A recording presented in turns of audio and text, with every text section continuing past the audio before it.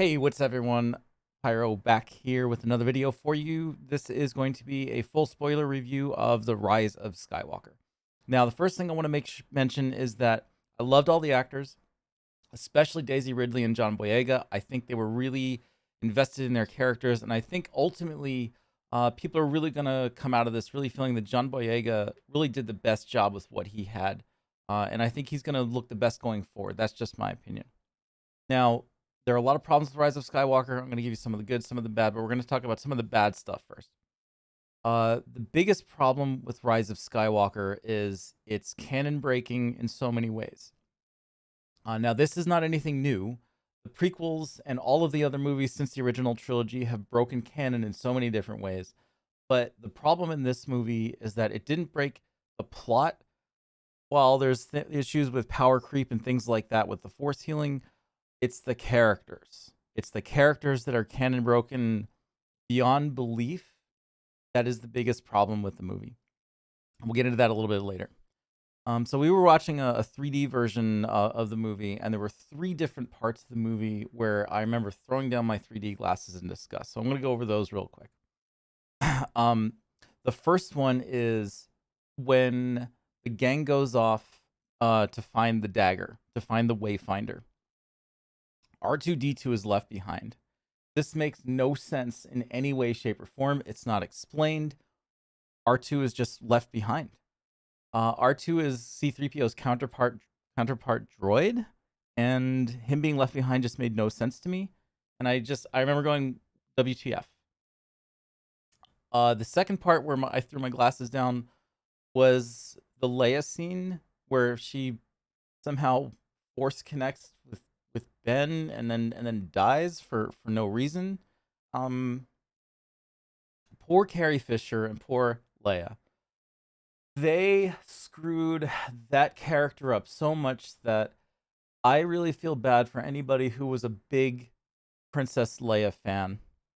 You know, to all of us original trilogy fans, she'll always be royalty, but unfortunately the sequel trilogy did her wrong.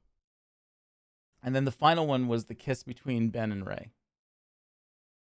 That was awkward. It was out of nowhere. It was of the same level of cringe as Finn and Rose's kiss in The Last Jedi. It didn't make any sense. There was no build up to it. There was no romance. There was the Force connection, but there was never any, there was never any give and take. There was never any repartee. There was nothing to suggest that they had any sort of romantic connection. And then they just kiss, and then Ben dies. Why? Why did Ben die? One of the big things that I see as a complaint from a lot of people who are complainers of this movie is using too much force equals you die. This is both canon breaking and really stupid, with both Luke dying and Ben dying and Leia dying. With everybody who dies just from using too much force, it's wrong. It breaks the canon from the first 6 movies. The force is everywhere. You use the force as an energy field. It's not like you have a finite amount of force inside your body and then you just give it up and then you die. That's not how the force has ever worked. And I take big umbrage with that in the sequel trilogy in general, but especially in this movie because everyone just dies for no reason. So let's go over some other issues here. So the opening crawl, we're going to show you something here in a second. The opening crawl has Palpatine broadcasts a message. Now, why wasn't that actually shown in the movie? You could have set it up differently, like the Resistance is struggling, and then all of a sudden the first scene is the message is broadcast, and you flip to a whole bunch of different scenes where people are hearing this broadcast and everyone's like creeped out, right? Why wouldn't you have put that in the movie? So you could put it in a book or other media? Well, dear viewers, I'm here to tell you they did put it in another piece of media. I don't know if you guys know this, but as a huge video game nerd, I'm aware of a lot of things that happen in the video game world that perhaps you might not be aware of. So I am going to show you exactly where this took place, because Palpatine's broadcast was broadcast in, of all places, Fortnite. Now, I'm not a Fortnite hater. I think Fortnite's a decent game. I had a lot of fun playing it. I played a couple seasons. It was pretty fun. Whatever. But yeah, let me put my headphones on. Make sure we're getting the sound correct here. This is the message that Palpatine broadcast to the galaxy. At last, the work of generations is complete. The great error is corrected. The day of victory is at hand. The day of revenge. The day of the Sith. How cool is that? I just got chills listening to that. You had the dark Palpatine music. You had, it was creepy. Now, I feel appreciative that I actually get to experience that and that I actually know about this, but you know, I wonder how many people out there are just gonna miss it. And it's just so much of this movie is just endemic of WTF. Why? Why was this here? Why was this not there? It's just there were so many missed opportunities. And you know, one of the things that I constantly say about Star Wars is that it has this aesthetic that is just so appealing and pleasing. The sound effects, the lightsabers, the idea that it's this hybrid fusion of samurai, Western, spaghetti Western, steampunk, and science fiction all blended into a really appealing package. You know, when you look at the Mandalorian is like in samurai armor with a gunslinger's holster and six shooter, with you know, in a science fiction world with you know, with all sorts of lasers and technology and stuff. It's you know, the platform for Star Wars is so rich that if you're really invested in the universe of Star Wars, it's such a great place for a creative person who enjoys the lore and the history and the sources of Star Wars to make something really great. And you know, it's just unfortunate that while Rise of Skywalker, I think overall was not a bad movie. Okay, so I want to make that clear. I don't think the movie was bad. I think overall, because people have low expectations, and because so many people didn't like the previous movie, Rise of Skywalker did what it had to do in terms of fixing The Last Jedi and appealing to a wide enough audience that it sort of righted the ship. It course corrected a bit, right? But so on its own, I think Rise of Skywalker, if you take episode 9 and just have it on its own and judge it in its own little vacuum, not in the context of the Star Wars universe, is actually a pretty good movie. John Boyega is great. Daisy Ridley is great with what she does. Some of the Force powers are really amazing.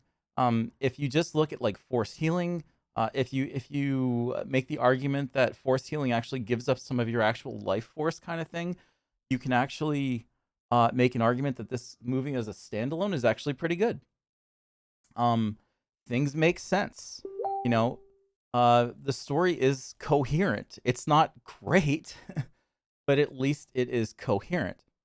And this is why I think the movie is you know, it's like a 6 or a 7 to me, because it is coherent.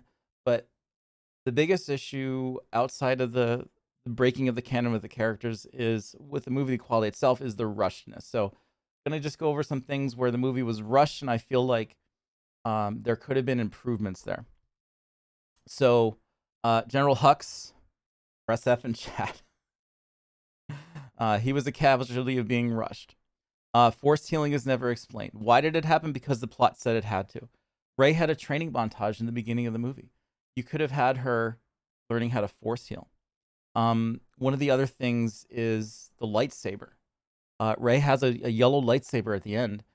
One of the rites of passages for Jedis is making their own lightsaber. And you could say, well, Rey having a lightsaber is her final ascension to becoming a full Jedi. But remember, in Return of the Jedi, Luke made his own lightsaber before he was a full Jedi. And that lightsaber that Rey had was really cool. And you could have also included a montage of Rey struggling to make that lightsaber in the beginning of the movie, as a way to bring her down to earth a little bit, to make her more realistic, to make the audience connect with her, say, "Oh wow, okay, here's something that Ray isn't just perfectly great at all of a sudden."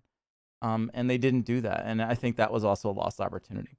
So other things things were rushed. The kiss between Ben and Ray I already mentioned. Uh, why is BB-8 now Ray's droid?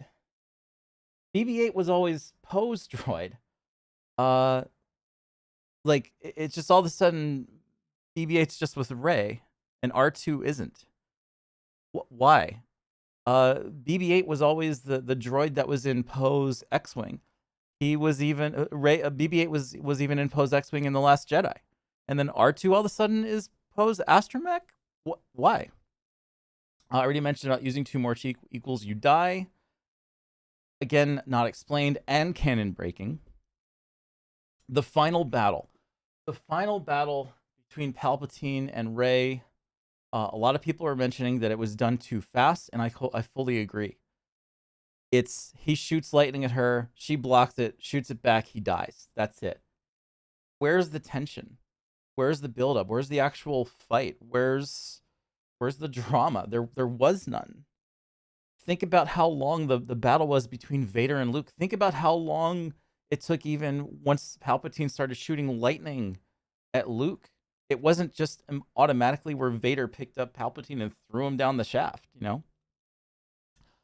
The thing with Zori and Poe. Now, I really liked Zori. I liked that character. She seemed like she would have been a really cool person to explore.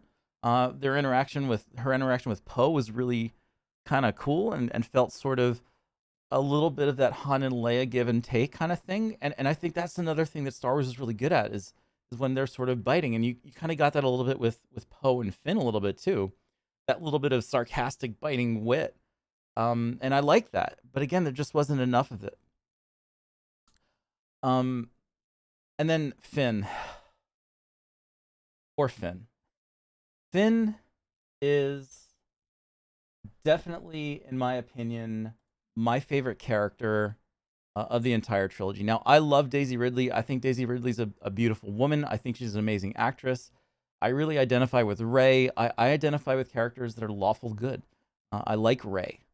I think Rey was not written in a way that's really connective, but her basic moral compass is something that I identify with and I really enjoy, and I like Rey.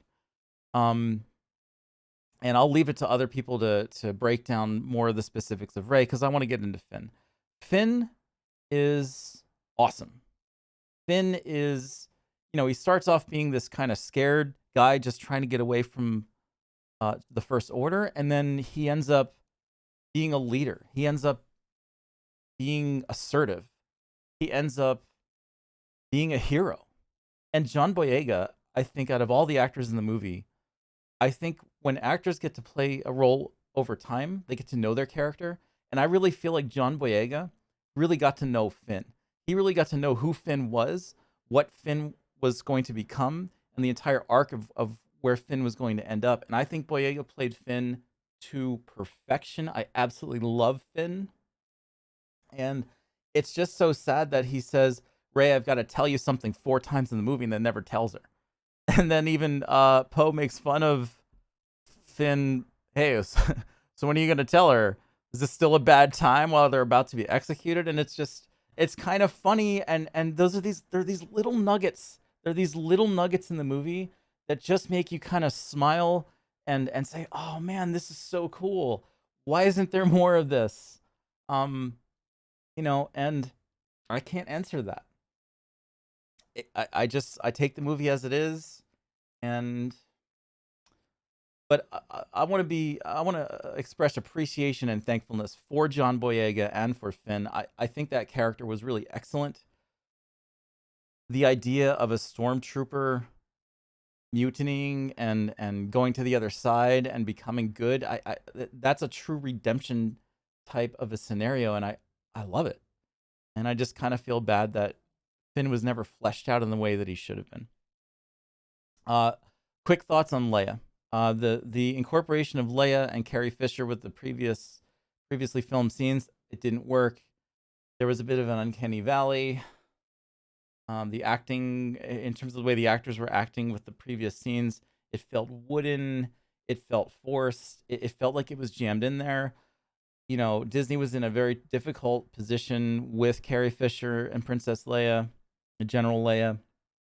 And I think that out of the original big three between Mark, between Han, Luke, and Leia, I think Leia by far was the one that was done the most disservice. Leia went from being a sassy, assertive warrior, beautiful warrior princess to somebody who just looked tired and out of touch and sad. And I'm sure part of that had to do with how Carrie Fisher was, but even with Carrie Fisher not being, 20-year-old sassy Carrie Fisher, I think Carrie Fisher had enough life in her that she could have played a much brighter role than what they gave her. And I do fault the writers and the production team for not utilizing Leia or Carrie Fisher in the way that they should have. Um, Now, there's another thing that I want to get into. I'm going to get into in another video, because this is a topic all on its own. As the sirens go off, people who grew up with the prequels and to a certain extent the original trilogy, there's a certain subset of fans that are absolutely going to hate this movie, and that is because this movie completely, absolutely ruins Anakin Skywalker. So I'm going to just mention it here. The canon, this is what I'm saying when the canon is broken in terms of the characters. This is one of the biggest complaints that I see on the forums and between people, especially who are big prequel lovers. This movie absolutely destroys the canon of Anakin Skywalker, which means it destroys the entire arc of the first 6 movies. And I'm going to get into that, as I said, in another video. But whether you like this movie or not, it's hard to argue with me that this movie breaks Anakin Skywalker. It absolutely does. At the end of the movie, Rey is the last Jedi, just like Luke. The Emperor is dead. It's the same exact position. Ultimately, this trilogy, you end up right back where you started, just with Rey being Luke. And unfortunately, that's what it seemed like it happened. Now, like I said, in its own bubble, this movie is fine. It's rushed in parts. It's, the video game plot where you go from A to B and things just happen to show up right away. I think a lot of that's excusable because, the plot has to move along. You're not going to just sit there and pretend like, oh, let's camp out for 4 weeks and, you're just not going to do that sort of thing. You have to move the movie along. And I don't really blame J.J. Abrams or Disney for doing that. I think the action was fine. I think the CGI and the special effects were excellent, of course, as a AAA movie. To me, I put this movie in the category as like a 7 out of 10, kind of along the lines of the Fast and the Furious 5. That's the one where they're in Brazil and they're dragging the they're dragging the big safe through the streets, and it's over the top and it's ridiculous and it's stupid, and you're just like, okay, this is happening. And there's a lot of that happening in this movie. And it's the thing is that if you don't have any context for anything else, if you don't know about Anakin Skywalker, if you didn't really ever watch Return of the Jedi, then this movie is going to be a fun thing for you to watch. And I don't begrudge anyone any ill will for liking the movie. I think the movie at least is on the level of eat some popcorn, be entertained with some cool special effects, some cool lightning, some cool, Star Wars aesthetic. The one major disappointment in terms of the aesthetic and the special effects and all that stuff is I felt like the lightsaber battles were really lacking. Ben and Rey have another fight. They're doing a lot of flippy things, but their fight is actually, to me, less impactful than the one they had in The Force Awakens. It's less skillful. They don't seem to be actually doing as much with their sabers. Now, no lightsaber duel is ever going to match up to Duel of the Fates in The Phantom Menace. And you would never expect that because Darth Maul was played by Ray Park, who is a black belt martial artist. So you don't expect that level of action, but the action sequences with the lightsabers in this movie, they don't ever fight anyone else with lightsabers. Kylo fights the Knights of Ren who don't have lightsabers. Rey fights the Imperial Guard with they don't have lightsabers, and you know the scene where the two of them are holding the sabers up against facing the Emperor, he just like stuns them and then sucks their life force out. So one of the things that really makes Star Wars is really good lightsaber fights. And as much as I absolutely hate the prequels, even I have to admit that the lightsaber fights, I think the lightsaber fights in Revenge of the Sith, I thought that was a little kind of a little too over the top and stupid between that last one. But the lightsaber fights in the lightsaber fight in the beginning of Revenge of the Sith with Dooku, the lightsaber fight at the end of Attack of the Clones was really cool. Obviously, Duel of the Fates, like the lightsaber fights in the prequel trilogy are the best part of the trilogy, and the lightsaber fights in the sequel trilogy have been lacking, and they really lack the most in this movie. So that's another just little gripe I have. Still, overall, you still see a couple of kick-ass people between Adam Driver and Daisy Ridley playing their characters, and you know using acting and facial expressions to really be involved in the action, and I appreciate that. I appreciate that. I wish the lightsaber fighting was just had been more impactful, had been more more skilled stuff like you would have seen. Like I said, even in the Force Awakens, it felt like that lightsaber fight had more actual skilled saber handling than it did in this movie. But like I said, my final thought on this movie is that it has its problems, but despite it being rushed, besides some of the canon breaking stuff, it's enjoyable. People get, they get lasered, they get laser sorted. There's ships that blow up. There's lightning. There's force powers. There's everything that you'd want in a Star Wars story. Lando shows up and is cool. I like Lando. There's droids. There's a little bit of humor that's not too bad. You know, it's an okay movie. That's fine if you just want to have a nice little visual spectacle and eat some popcorn too, and I think that's great. Compared to the prequel trilogy, I definitely feel like this is a better movie. I'd have to watch The Force Awakens again. In my opinion, this movie I'd probably rank either fourth or fifth. Fifth, maybe fifth or sixth, with the original trilogy being the top 3 spots. The Force Awakens I had put over Rogue One. So this movie, Rise of Skywalker, is I would say probably on the same level as Rogue One. Rogue One had a lot of the same sort of issues with the plot, but it was different, and that's for another time to talk about that. But to me, this movie is right on the level of Rogue One, and I'll have to watch The Force Awakens again to see if I like The Force Awakens better than Rise of Skywalker. But to me, I think Rise of Skywalker was better than The Force Awakens, at least as I'm sitting here right now. And I'd say I think it was probably better than Rogue One. At least it made sense. Things were rushed, and there was a lot of like WTF moments, but they made sense, at least in its own little bubble vacuum, as I said. But anyway, that's what I thought. That's my complete spoiler review of The Rise of Skywalker. Like I said, I'm going to have one more video discussing on why prequels lovers are going to absolutely hate this movie and have been actually hating on the movie quite a bit. And I will see you then.